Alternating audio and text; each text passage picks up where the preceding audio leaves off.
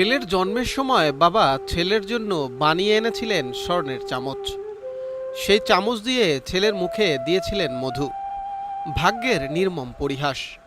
বড় হয়ে সেই সন্তানের হাতেই প্রাণ গেল হতভাগ্য পিতার। গতকাল দুপুরে বরিশালের উজিরপুর উপজেলার খাটিয়ালপাড়া গ্রামে চলতি পথে নিজ পিতার গলায় চাকু ঢুকিয়ে দিয়ে হত্যা করেছে ছেলে শিমুল। ছেলের চাকুর আঘাতে প্রাণ হারানো ওই ব্যক্তির নাম শাহ আলম খান। ওরে সোনার চামচ মুখে নিয়ে মধু দিছি, সেই সেই শখের ছেলে আজকে বাবাকে খুন করছে টাকার জন্য। আর ফাঁসি চাই। স্থানীয়দের সাথে কথা বলে জানা যায় দুপুরে বাবার কাছে টাকা চান শিমুল। তবে বাবা সেই টাকা দিতে অস্বীকৃতি জানালে ক্ষিপ্ত হয়ে বাবার গলায় ছুরি ঢুকিয়ে হত্যা নিশ্চিত করে পালিয়ে যাওয়ার চেষ্টা করেন ছেলে শিমুল। তবে স্থানীয়রা ধাওয়া করে শিমুলকে আটক করে পুলিশে সোপর্দ করে। আসছি তখন তারে আমি কথা বলতে দেখছি, ফোনে কথা বলে, আর তার ছেলেকে দেখছি আমি রাস্তায় দাঁড়ানো। তারপরে আমি ওর সাথে কথা বলছি যে ফ্যামিলিতে কোনো সমস্যা, বলছে হ্যাঁ আমার পারিবারিক সমস্যা। তারপরে আমি একটু সামনে আগাইছি পর একটা চিৎকার শুনছি। চিৎকার শোনার পরে আমার লগে আমার একটা ফ্রেন্ড আছে, লোক ও আমার বলছে যে দেখ কী হয়েছে। পিছনে ঘুরে দেখে যে তার গলায় ছুরি বসানো আর সে পড়ে গেছে। পড়ে যাওয়ার পর ছিঁড়ে ওই জায়গায় রক্ত বেরিয়েছে। তারপর আমি ওই জায়গায় চিৎকার দেওয়ার পর লোকজন আসছে, কাকায় বাসা দিয়ে বেরোয়ার পর এই ঘটনা যেখানে হয়েছে ওই সাথেই আমার বাসা। তা আমার ওয়াইফ ডাক দিছে যে তুমি দেখো তো বাহিরে কি হয়েছে। তো আমি বের হয়ে দেখি যে এই যে ভদ্রলোক আমার স্বাস্থ্য ভাইয়ার সম্পর্কে, দেখি সে রাস্তার উপর শোয়া, তার ছুরি এখান থেকে ঢুকানো, ঠিক আছে।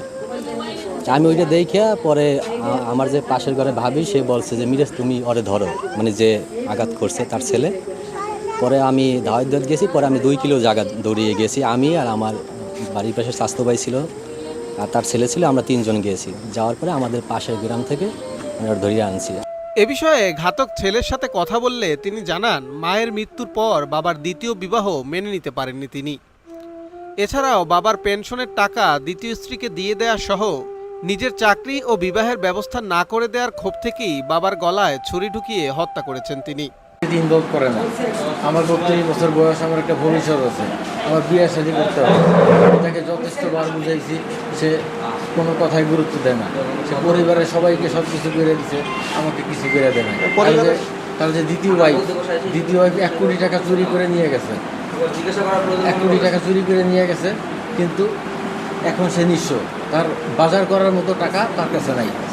তবে নিহতের স্ত্রী বলছেন শিমুল মাদকাসক্ত ছিলেন। প্রায়শই তার বাবাকে তিনি মাদকের টাকার জন্য মারধর করতেন। একই কথা বলছেন নিহতের স্বজনরাও।